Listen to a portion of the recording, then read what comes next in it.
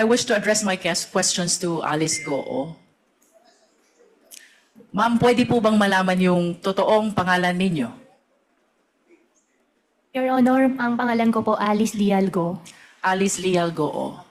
Would it be okay with you kung tawagin kitang Alice?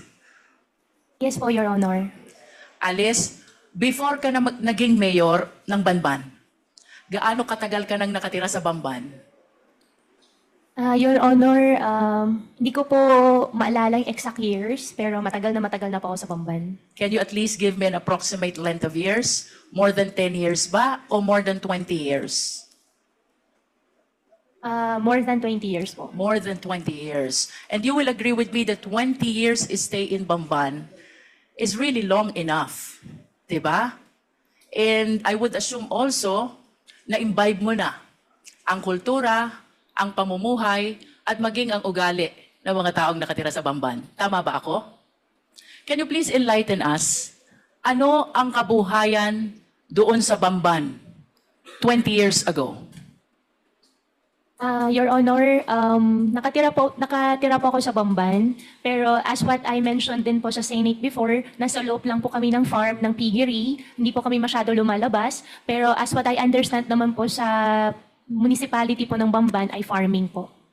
Farming is the main industry in Bamban. Ma'am, if I'm not mistaken po, farming and quarry. Farming and quarry. Alin ang mas lamang? Yung bang farming or yung quarry? Your Honor, tingin ko po farming. Kasi And- marami pong farmers. Mas marami ang farmers kesa sa mga quarry workers. Tama ba? Yes po, ma'am. That was 20 years ago. Now let's move a little forward. 10 years ago, kumusta ang buhay sa Bamban? I believe 10 years ago, ganun pa rin po, Your Ganun Honor. pa rin. So would you agree with me if I would say, kung anong buhay ng mga taga-Bamban 20 years ago, ganun pa rin ang buhay nila 10 years ago? Yes po, Your Honor. How about before you became a mayor? Anong kabuhayan sa Bamban? Ang kabuhayan po sa Bamban, maliban po doon sa na-mention ko po na farmer, ay meron din po ibang nagtatrabaho po sa Clark as workers po. And would you say na ang buhay sa Bamban for the length of 20 years, madali ba o mahirap para sa mga mamamayan ng Bamban? What do you think? From the point of view of an ordinary resident of Bamban, bago ka naging mayor, how do you appreciate the life in Bamban? Madali ba? Masagana ba? Mahirap ba?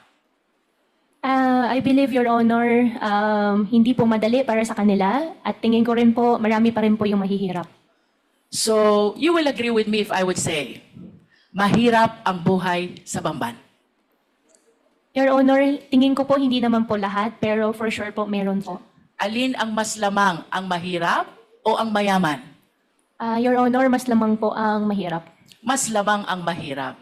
And soon enough, Mayor, tumakbo ka bilang mayor, di ba?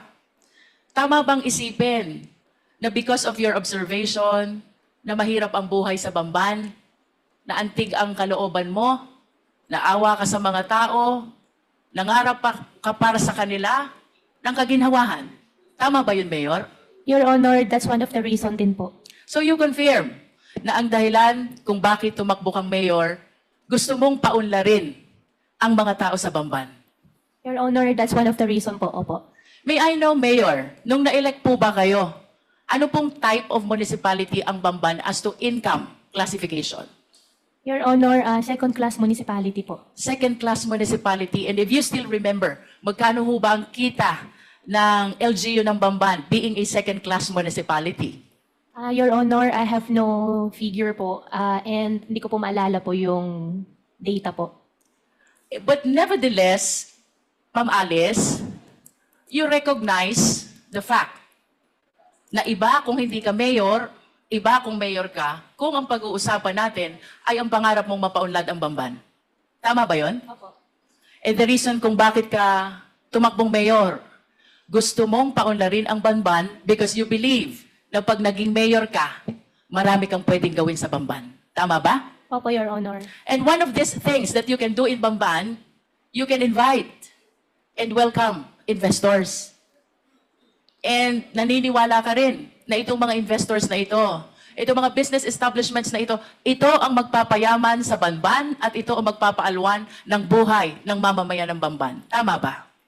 Ang belief ko po ay pag nakapag-invite po ng more investors po sa bayan po namin, mabibigyan po ng mas maraming work opportunity po sa mga constituents po namin. And let us move forward, Ma'am Alice, 2022. Tumakbo ka na at umupo ka na bilang mayor. Of course, you confirm that because that is a common knowledge, no? I'll be showing some pictures, ma'am, ha? I hope you please enlighten us kung sino itong larawan na ipapakita ko sa iyo. I am referring to the picture on the right of the monitor. Opo.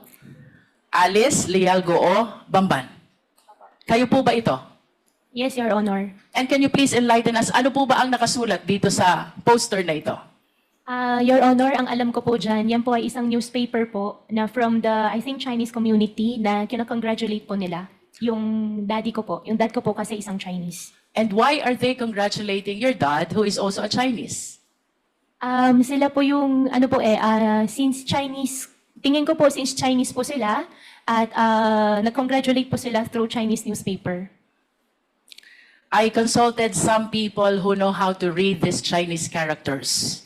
And according to them, the exact translation of these characters goes like this. Congratulations to the first Chinese mayor, Alice Leal Goo of Bamban. Ma'am, wala pong ganun nakalagay. Okay. Can we proceed to the next picture?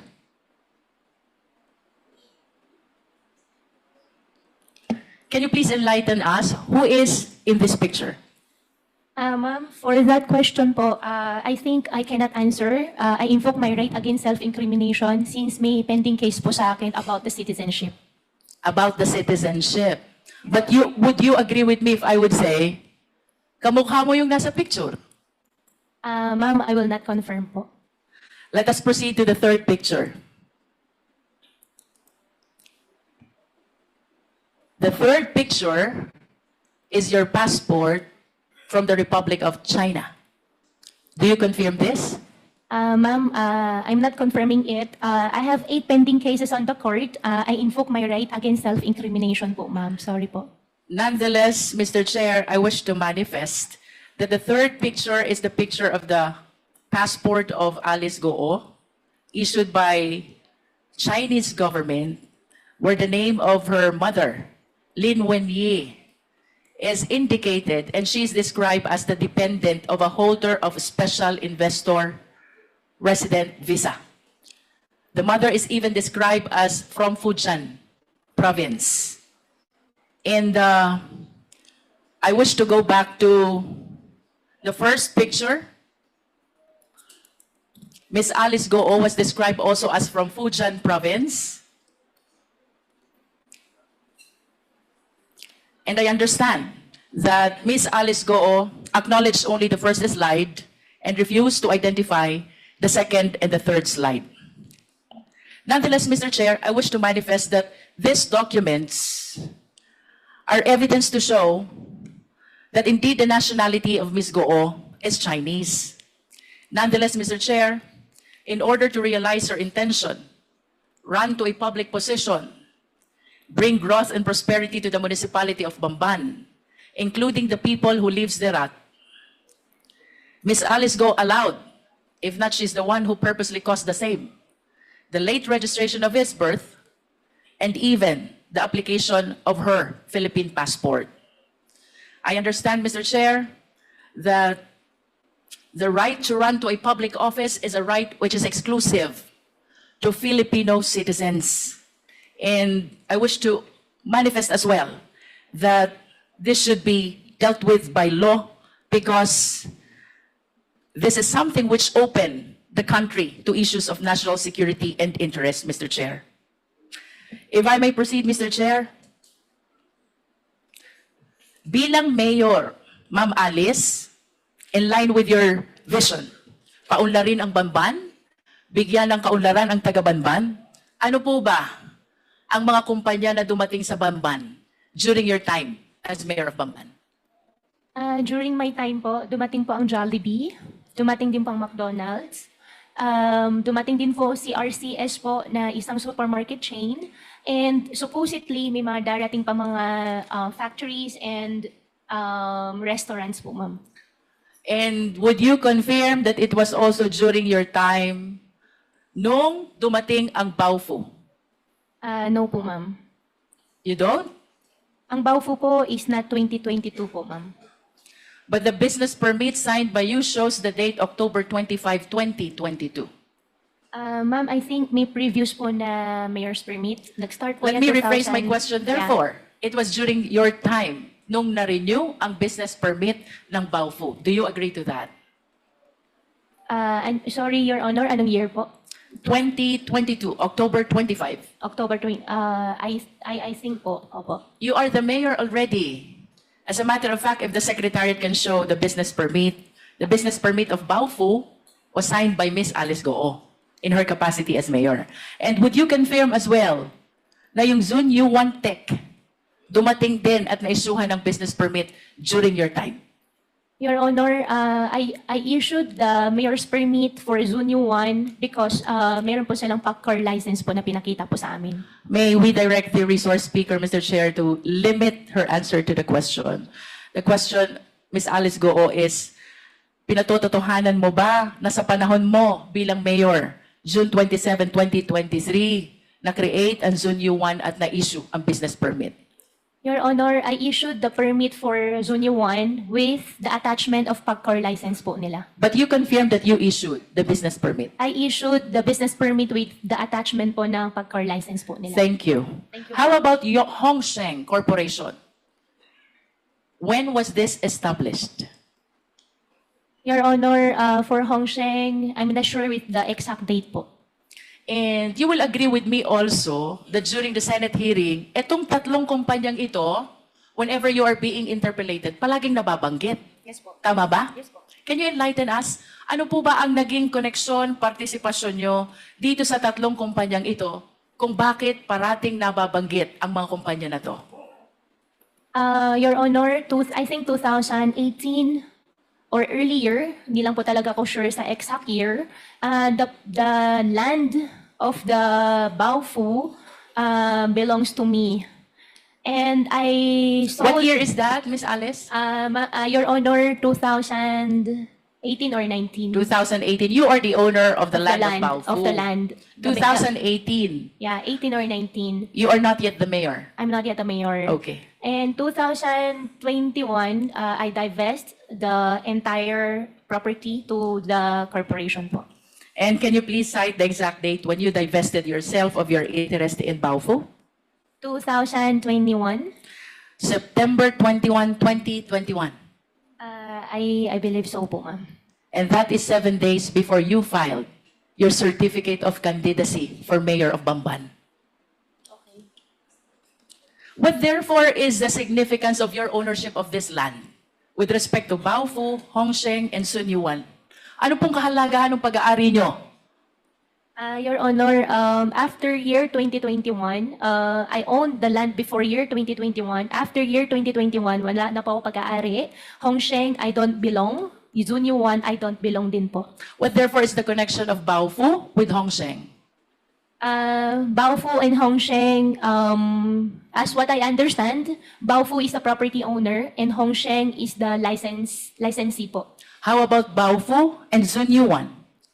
Baofu and Zunyu 1, I think, if I'm not mistaken, the documents they showed us is Zunyu 1 leased the partial, I think, 3 floors of Baofu.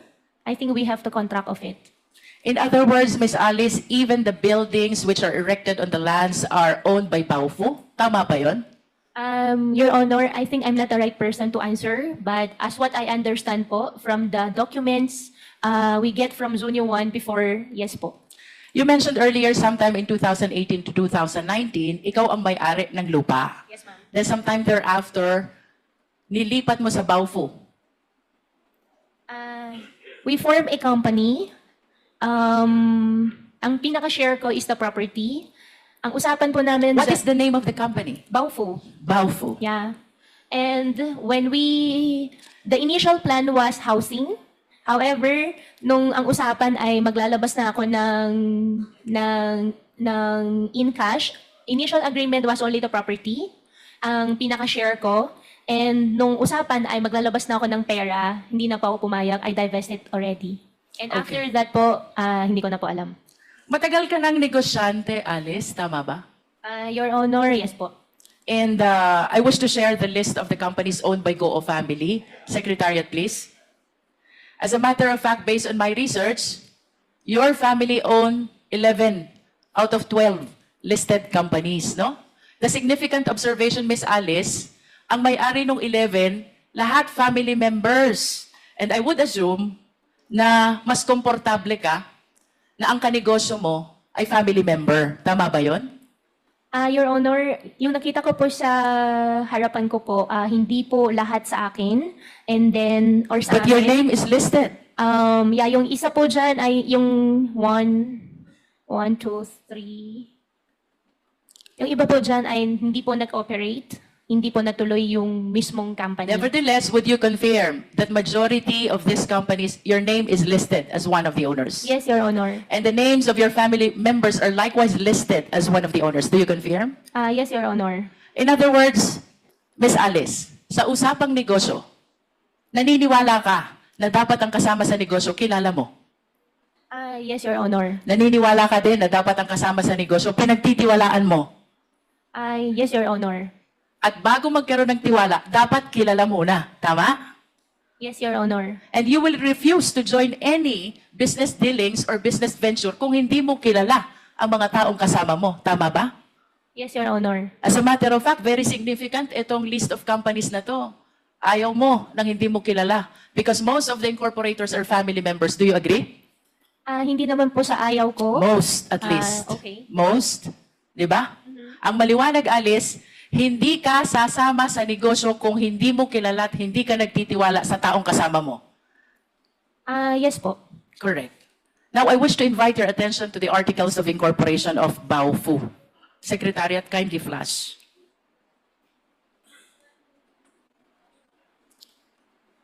Nakikilala mo ba itong dokumentong ito? Yes po, Your Honor.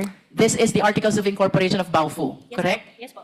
How about the signature across your name? Do you acknowledge that that belongs to you? Yes po. Yes. Do you know Bao Ying Lin? Your Honor, I think for the Baofu, I invoke my right against self-incrimination because I have pending case po with DOJ human trafficking po. Pero kanina lang, ang sabi mo, Miss Alice, you will not join any business venture unless kilala mo at pinagtitiwalaan mo ang mga tao na fellow incorporators mo. Tama? Do you still confirm that? I confirm that, Your Honor, and That is enough, Miss Alice. yes, Now and- let us proceed to the next incorporator. Please flash the Articles of Incorporation, please. Do you know Ru Jin Zhang? I invoke my right against self-incrimination po, Your Honor. But again, I have wish pending to case po. remind you, Miss Alice, of your earlier statement. Ang sabi mo, hindi ka sasama sa isang negosyo kung hindi mo kilala at pinagtitiwalaan ang mga fellow incorporators mo.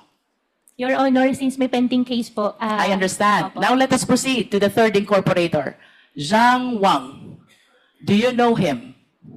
I invoke my right po ulit, Your Honor. For the information of the committee, Mr. Chair, ito pong si Bao Ying Lin, fellow incorporator ni Alice Goo, sa Baofu Corporation is convicted of 3 billion Singaporean dollar money laundering.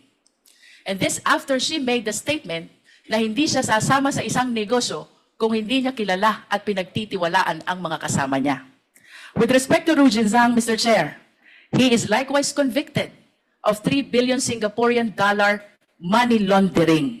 Again, this is after her statement na hindi siya sasama sa isang negosyo kung hindi niya kilala at pinagtitiwalaan ang kasama niya.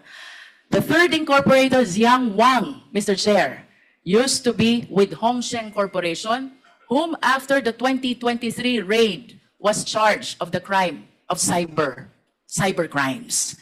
Again, this is after the statement of Miss Alice Goo na hindi siya sasama sa isang hanap buhay kung hindi niya kilala at pinagtitiwalaan ang mga taong kasama niya. I wish to manifest, Mr. Chair, that this representation humbly submit that Ms. Alice Goo purposely ran for public office in spite of her knowledge that she is not qualified, she being a Chinese national, to be able to welcome business establishments which she believes will bring growth and prosperity to the people of Banban. And this business establishments includes Hongsheng, a POGO operator, and Yun Zuwan, also a POGO operator. As a matter of fact, Mr. Chair, dito po sa location ng dalawang company na to, which lease the property of Baofu, with whom Ms. Alice transferred her land in exchange of shareholdings sometime in 2021, while maintaining control of the same after the same date. Dito po nahuli ang maraming Chinese nationals who are now charged of the cases of money laundering and even qualified human trafficking, Mr. Chair. Your Honor, if I may, just a short interjection. Para lang matanong ko lang si Miss Alice Go. Yung bang mga nabanggit na mga pangalan ni Congresswoman Luistro, si Ziyang Wang, si Rujin Zhang, at saka si Bai Yonglin, did you say nakakilala mo to? Kikilala mo sila? Mr. Chair, ang kakilala ko po dyan talaga si Wang Ziyang. Si Wang Ziyang. So is this the same Wang Ziyang na nabanggit ni Congresswoman Luistro na na-convict sa money laundering? As a cybercrime? Siya ba yun? Mr. Chair, hindi ko po alam na nakasuhan po siya ng cybercrime. Okay. So, eto ba sila ay galing sa isang probinsya sa China? Mr. Chair, nakilala ko po si Wang Ziyang sa Clark. Sa Clark? Opo. But you know, mga galing sila sa China. Yung dalawa po hindi ko po kilala. Okay, sige. Thank you. You may proceed, Congresswoman Luistro. There are speculations, Ms. Alice, na itong Hongsheng, ang Baofu, Zunyuan, and you are one and the same. Do you agree? Totally not agree. Totally not. Listen to this. September 16, 2020, you signed the application in the Sangguniang Bayan of Bamban in behalf of Hongsheng, applying for franchise, license, and permit. Your Honor, I did not sign any documents po. You did not I sign. did not sign. However, nakalagay po yung pangalan ko po dyan as representative, but I did not sign any documents po. Would you know kung sino ang naglagay ng pangalan mo? Your Honor, I have no idea. You have no idea. Next, Ms. Alice, February 11, 2021, you executed a lease, perhaps this is over the property of Baofu, with Hongsheng, and during that time, Hongsheng is represented by Telma Laranan. Do you confirm this? Your Honor, regarding Baofu, I invoked my right against self-incrimination po. Third, Ms. Alice, early 2023, Hongsheng was raided because of cybercrime. And one of your fellow incorporators in Baofu, which kanina sabi mo, doon mo transfer yung lupa mo sa Bamban. One of your fellow incorporators, Zhang Wang, nakasuhan ng cybercrime. Do you confirm this? Your Honor, hindi ko kinoconfirm. I have no idea nakasuhan po siya ng cyber. And after ma-raid itong Hongsheng, Zunyuan Technology applied for a business permit on the same address, on the same location. You were the mayor, you issued the permit. Do you confirm? Ma'am, I issued the permit with the attachment of PAGCAR license. I understand.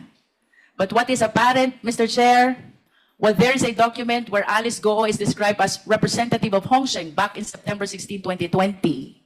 This is the first POGO operator. It was followed by a contract of lease signed by Alice Goo with Hongsheng. And then this was followed by the raid of Hongsheng, which was replaced by Zunyuan, which Alice Goo provided a business permit in her capacity as a mayor. I wish to share to the committee the doctrine of piercing the veil of corporate entity, because it is very clear, Mr. Chair, Hongsheng, Alice Goo, Baofu, and Zunyuan are one and the same. Mr. Chair, I'm about to wind up, but I have few questions left. can we please show the last slide of two personalities with last name Yang? Secretariat, please. Alice, kilala mo ba to? Your Honor, hindi po. Can we flash the next picture? How about this picture? Your Honor, hindi po. Hindi ko rin po nakita, hindi ko po siya kilala. The first picture is Michael Yang, and the second picture is Hong Jang Yang.